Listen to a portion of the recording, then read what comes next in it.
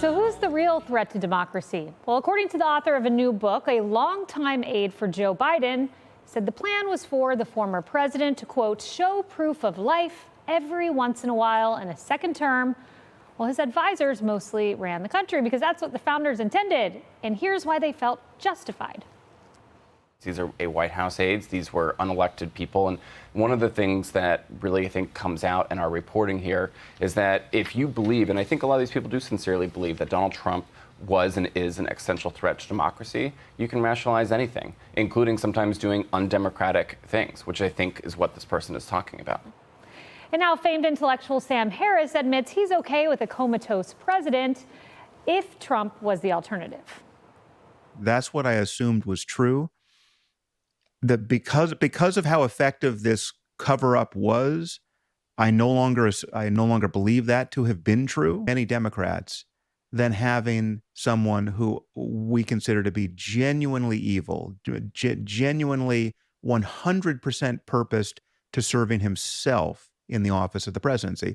I would rather have a president in a coma where the duties of the presidency are executed by a committee of just normal people, right? So that's the choice that many of us believe was before us, and so therefore, not much materially changes.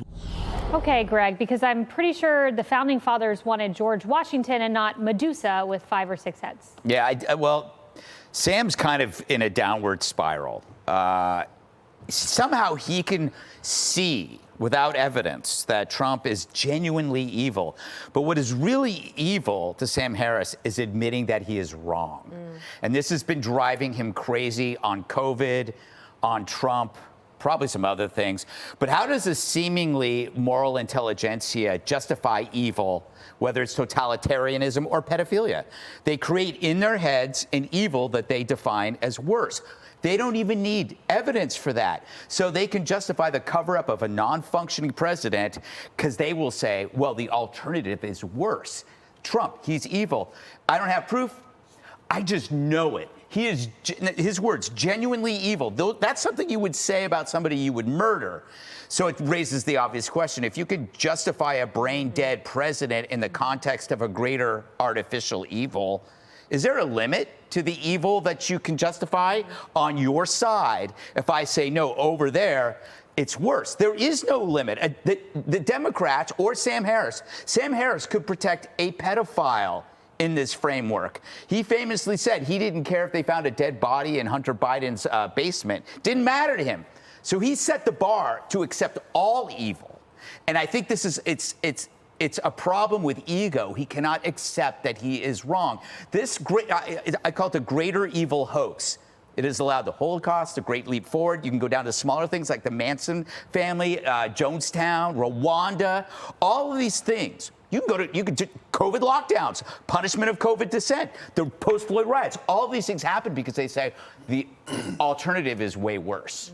Yeah, and here's what we got instead, Harold. This is what gets me. In this Alex Thompson book, anonymous cabinet secretary on the issue of immigration. If you had a 20 years younger Joe Biden, I think he would have been more on top of the issue. We all know 11 million illegal immigrants made their way in. On the Gitmo release of 11, Senator Warren said he had a conversation with Biden, who is clearly not up to speed, wondered if Biden's aging issue had something to do with it.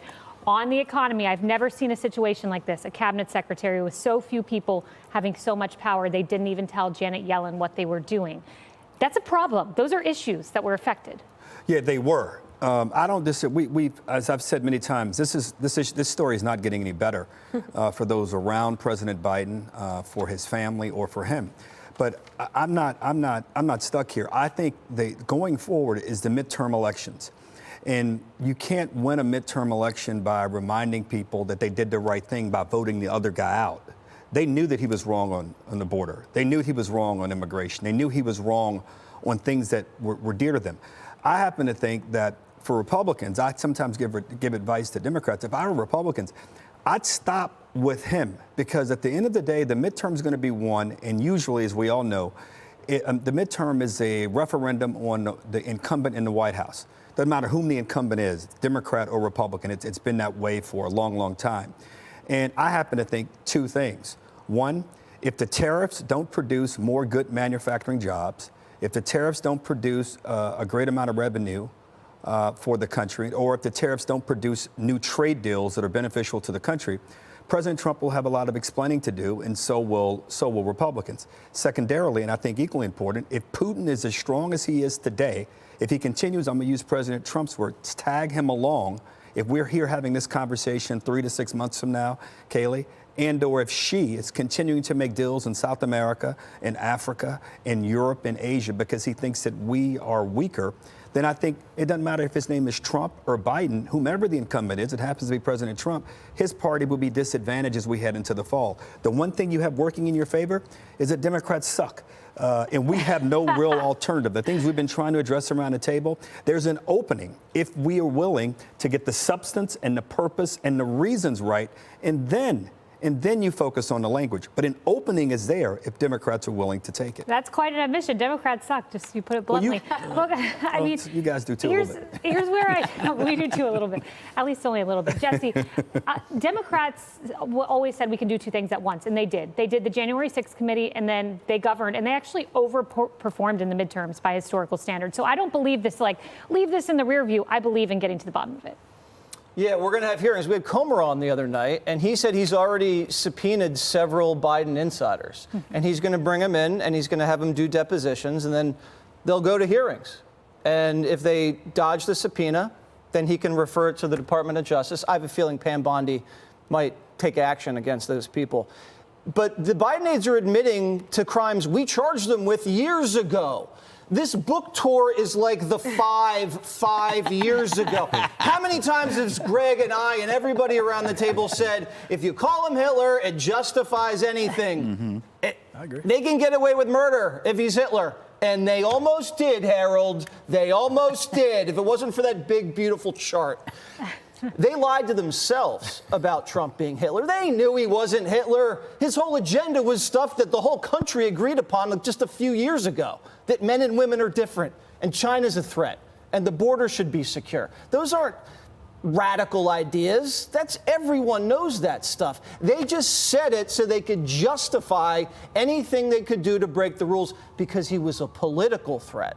After Obama, they thought they had this coalition that was going to put the Republican Party out to pasture, and they were going to be permanently in power.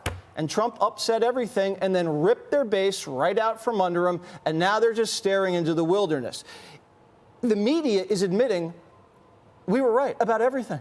I mean, if we were right about the biggest story of this century, we were probably right about pretty much everything else. We were. Like the laptop and the lab leak and inflation and the border. They think this book's great and they're going to sell a couple copies.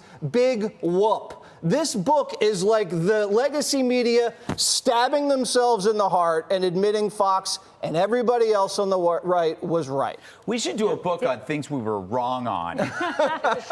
Yes. Dana, they have the 25th Amendment there for a reason. It was put in place in 1967. You can remove a president. They wanted to use it on Trump. They didn't use it. The Democrats and the media demanded they use it on Trump. Right. At the end of that term, you remember. But I'm going to steal a line from Abe Greenwald from Commentary Magazine, who on their podcast always says, oh, guys, it's worse than that. Because this is what my mind went to. I think I agree with everything that's been said, so I won't rehash that. They're saying that the alternative was way worse. And it was. Because if you have a comatose president, the alternative is Kamala Harris. And that was way worse. Not only to the country at large, which voted against her, but for the Democrats and for the Bidens in particular, who believed she was so bad that he couldn't get out, that she couldn't win a primary on her own, that she wasn't going to be able to win even if he dropped out. And to this day, they are going to try to wait this out. And Harold's got a great point. I'm trying to remember a story where nothing got better with time. The story continues to get worse. So there's a thing.